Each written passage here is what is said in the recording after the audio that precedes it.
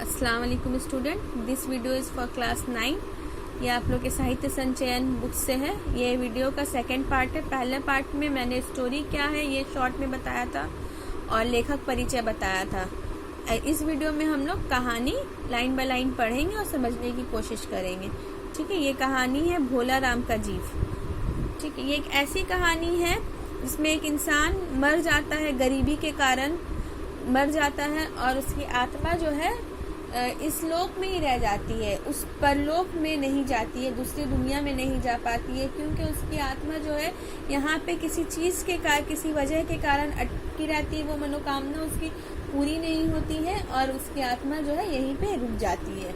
इसमें बहुत सारी बीच में इस कहानी में बहुत सारी घटना घटी है जो हम लोग इस कहानी में पढ़ेंगे। ठीक है, कहानी की तरफ बढ़ते स्टूडेंट्स। ऐसा कभी नहीं हुआ था।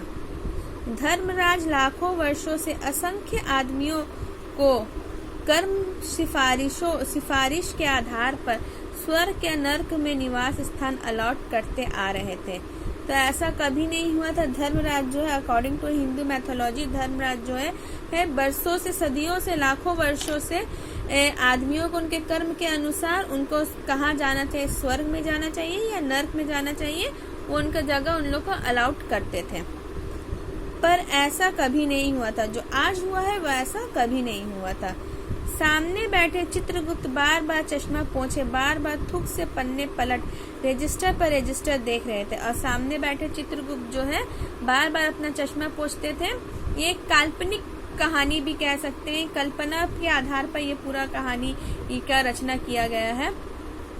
बार बार थूक से अपना पन्ना पलट रहे थे, अपना रजिस्टर पर रजिस्टर देख रहे थे। गलती पकड़ में ही नहीं आ रही थी, लेकिन कहाँ किससे क्या मिस्टेक हुआ था वो समझ में नहीं आ रहा था। आखिर उन्होंने खींचकर रजिस्टर इतने जोर से बंद किया कि मक्खी चपेट में आ गई, और गुस्से में आकर उन्होंने इतने जोर से अपना रजिस्टर को बंद किया कि मक्खी जो है चपेट में आ गई, मक्खी मर गई रजिस्टर के अंदर ही। उसे निकालते हुए वे बोले, महाराज रिकॉर्ड सब ठीक है। भोला राम के जीव ने 5 दिन पहले देह त्यागी और यमदूत के साथ इस लोक के लिए रवाना भी हुआ, पर यहाँ अभी तक नहीं पहुँचा। तो बोलते हैं महाराज सारा रिकॉर्ड तो ठीक है, भोला राम का जीव जो है, भोला राम की जो आत्मा है वो 5 दिन पहले ही अपना शरीर त्याग चुकी है और यमदूत के साथ इस लोक के लिए रवाना हो चुकी है, पर अभी तक नहीं हुआ। मतलब उस इंसान को मरते हुए, भोला राम को मरते हुए 5 दिन हो गए, लेकिन उसकी आत्मा जो है अभी तक परलोक नहीं गई है। धर्मराज ने पूछा, और वो दूत कहाँ है? यमदूत, दूत मतलब यहाँ पे यमदूत को कहा गया है, जो उसे लाने के लिए आया था, वो कहाँ है? महाराज वो भी लापता है। तो चित्रगुप्त कहते हैं महाराज वो भी लापता है। इसी समय द्वार खुले और एक यमदूत बदहवास वहां आया। और उसी समय क्या होता है, दरवाजा खुलता है और एक यमदूत वहां पे बहुत ही बदहवास होकर आता है। उसका मौलिक कुरूप चेहरा परिश्रम, परेशानी से, भय के कारण और भी विकृत हो गया था। तो यमदूत का ऐसा बोला जाता है कि उसका चेहरा बहुत डरावना होता है और उसका कुरूप चेहरा, जो बदसूरत चेहरा भी जो है मेहनत के कारण, परेशानी के कारण, डर के कारण और भी ज्यादा खराब लग रहा था। उसे देखते ही चित्रगुप्त चिल्ला उठे, अरे तू कहाँ रहा इतने दिन? भोला राम का जीव कहाँ है? और उसे देखते साथ ही जो है चित्रगुप्त उसके ऊपर चिल्ला उठे और उसको कहने लगे, तो इतने दिन कहाँ रहा? अब भोला राम का जीव कहाँ है? यमदूत हाथ जोड़कर बोला, दयानिधन मैं कैसे बतलाऊं कि क्या हो गया? और यमदूत जो है हाथ जोड़कर डरा हुआ वहाँ खड़ा था और दयानिधान बोलता है कि दया करे मुझ पर, मैं कैसे बतलाऊं कि क्या क्या हो गया? आज तक मैंने धोखा नहीं खाया, पर भोला राम का जीव मुझे चकमा दे गया। वो कहता है कि हम आज तक कभी भी धोखा हमको नहीं खाया, लेकिन भोला राम का जो जीव जो है, जो आत्मा जो है, उसको चकमा दे के कहीं चला गया। 5 दिन पहले जब जीव ने भोला राम का देह त्यागा, तब मैंने उसे पकड़ा और इस लोक की यात्रा आरंभ की। 5 दिन पहले जब भोला राम मर चुका था, उसका शरीर मर चुका था, तब उसकी आत्मा को पकड़कर वो इस लोक के लिए ले आ रहा था। नगर के बाहर ज्यों ही मैंने उसे लेकर एक तीव्र वायु तरंग पर सवार हुआ, त्यों ही वो मेरी चंगुल से छूट कर न जाने कहाँ गायब हो गया। और नगर के जैसे ही शहर के बाहर वो अपना तीव्र वायु तरंग पर जो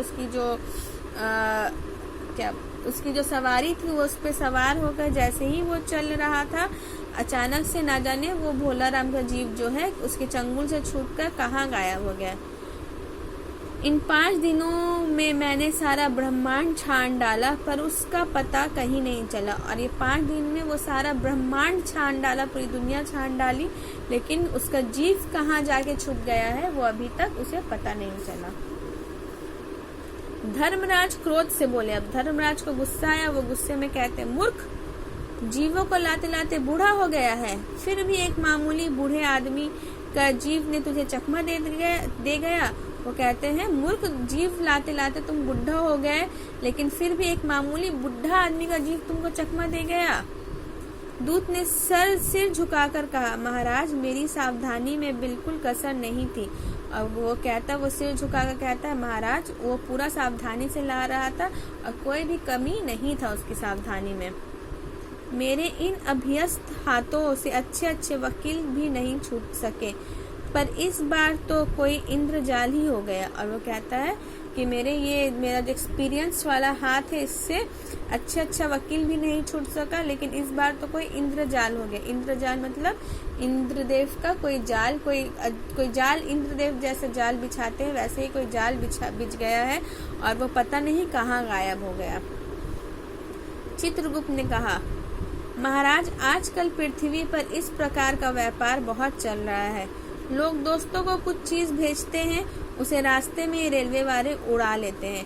तो चित्रगुप्त इसमें कहते हैं कि महाराज, आजकल जो पृथ्वी पर है इस तरह का बिजनेस बहुत चल रहा है।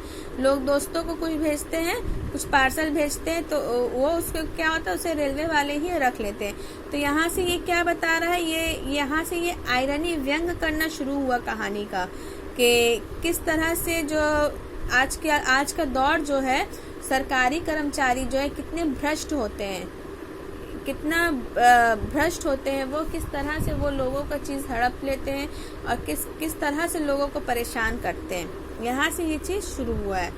ठीक है। होजरी के पार्सलों में मोजे रेलवे अफसर पहनते हैं, और होजरी का जो पार्सल आता है उसमें जो मोजे रहते हैं वो रेलवे के अफसर पहनते हैं।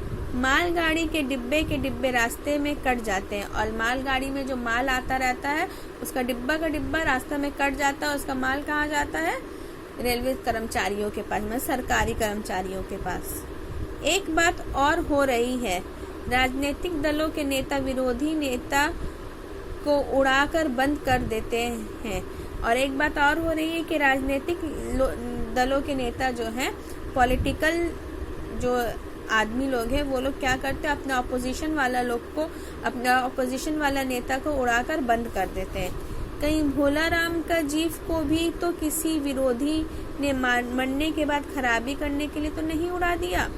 तो यहाँ पे वो कह रहा है कि कहीं भोला राम का भी जीव को तो कहीं विरोधी में ऑपोजिशन वाला लोग मरने के बाद उसका जीव, उसकी आत्मा को खराब करने के लिए तो नहीं उड़ा दिया। ये लाइन जो है एक तरह का आयरनी है, व्यंग है, ठीक है, कटाक्ष है राजनीतिक दलों पे, राजनीतिक जो नेताओं हैं उनके ऊपर ये कटाक्ष है, ये लाइन। ठीक है। धर्मराज ने व्यंग से चित्रगुप्त की ओर देखते हुए कहा, और धर्मराज ने एक अजीब सा व्यंग से चित्रगुप्त की ओर देखते हुए कहते, तुम्हारी भी रिटायर होने की उम्र आ गई, भला भोला राम जैसे नगण्य दीन आदमी से किसी को क्या लेना देना। वो धर्मराज चित्रगुप्त की ओर देखते हुए कहते हैं कि लगता है अब तुम्हारी भी रिटायर होने की उम्र आ गई है, भला भोला राम जैसे दीन गरीब आदमी को, नंगे आदमी को किसी से क्या लेना देना। इसी समय कहीं से घूमते घामते नारद मुनि आ गए, और इसी समय कहीं से घूम फिर कर नारद मुनि आ जाते, जो नारायण कहते हैं वो आ जाते हैं। धर्मराज को गुमसुम बैठा देख बोले, क्यों धर्मराज, कैसे चिंतित बैठे हैं? क्या नर्क में निवास स्थान की समस्या अभी हल नहीं हुई? तो नारद मुनि कहते हैं, क्या बात है कि आप इतना गुमसुम क्यों बैठे हैं? क्या नर्क में जो रहने का जो प्रॉब्लम चल रहा था, रहने की जो समस्या चल रही थी, वो अभी तक हल नहीं हुई? इस वीडियो में इतना ही, नेक्स्ट वीडियो में आगे पढ़ेंगे। ठीक है।